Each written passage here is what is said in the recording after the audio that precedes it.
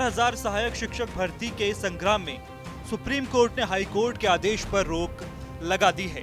Supreme court ने कहा है कि फिलहाल हाई कोर्ट का वो फैसला लागू नहीं होगा जिसमें हाई कोर्ट की लखनऊ पीठ ने 69,000 शिक्षक भर्ती में बनाई गई मेरिट लिस्ट को रद्द कर 3 महीने में नई मेरिट लिस्ट बनाने का आदेश दिया था।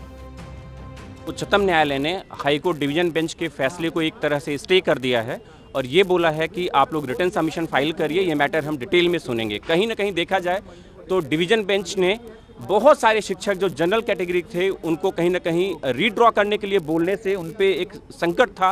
ऐसा लग रहा था वो बहुत सारे बच्चे जो नीचे थे गुणांक में वो बाहर जाने वाले थे।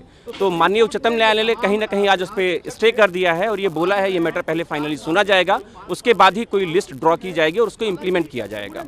सुप्रीम कोर्ट कहीं ना कहीं हमारी बातों से कन्विंस है और ये कह रही है एक बार अगर आपने आरक्षण का लाभ ले लिया है तो आप बार बार आरक्षण का लाभ नहीं ले सकते। सुप्रीम कोर्ट ने हाईकोर्ट के आदेश पर 25 सितंबर तक रोक लगाते हुए इस मामले में सुनवाई के लिए 23 सितंबर की तारीख तय की है। कोर्ट ने इस केस में सभी पक्षों का अधिकतम 7 पेज के नोट दाखिल करने का आदेश दिया है। वहीं सुप्रीम कोर्ट के आदेश के बाद चयनितों के चेहरे खिले हैं, तो वहीं आरक्षित वर्ग के अभ्यर्थियों का आरोप है कि इस मामले का सुप्रीम कोर्ट तक आना हमारे साथ सिस्टम का धोखा है। इस तरीके से मतलब ये चीज़ बलगाने वाली है, मामले को कहीं दूसरी एंगल में ले जाने वाली बात है। कुल मिला के मुद्दे पे हम आते हैं। हम ये कहना चाहेंगे कि जब सुनवाई हो रही थी उस समय सरकार का जो पक्ष है वो बहुत ही निंदनीय रहा है। क्या पिछड़े दलित वर्ग के जो बच्चे हैं उत्तर प्रदेश के वो सब सिर्फ क्या वोट देने के लिए हैं? हम यही कहना चाहेंगे सरकार को यदि हमारे साथ खड़े होने की जो है नाटक है, दिखावा करना है, उसको बंद कर देना चाहिए।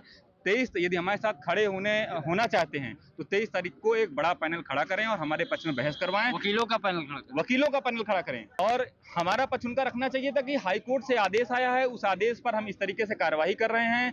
पिछड़े दलितों को इस तरीके से नौकरी देंगे, जो लड़के 4 साल से नौकरी कर रहे हैं उनकी इस तरीके से सुरक्षा करेंगे, ये हमारी कार्य योजना है। ये तो ना बोल के चुपचाप जो है मामले को साजिशन, मामले को फंसाने का काम किया गया है, इसको हम लोग बखूबी समझते हैं।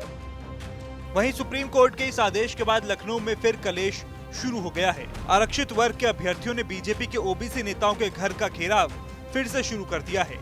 इसी कड़ी में केशव मौर्य के घर पहुंचे 69,000 के आरक्षित वाले अभ्यर्थी। इतना ही नहीं, सुप्रीम कोर्ट तक पहुंचे इस संग्राम पर विपक्ष ने भी सरकार को कटघरे में खड़ा कर दिया है।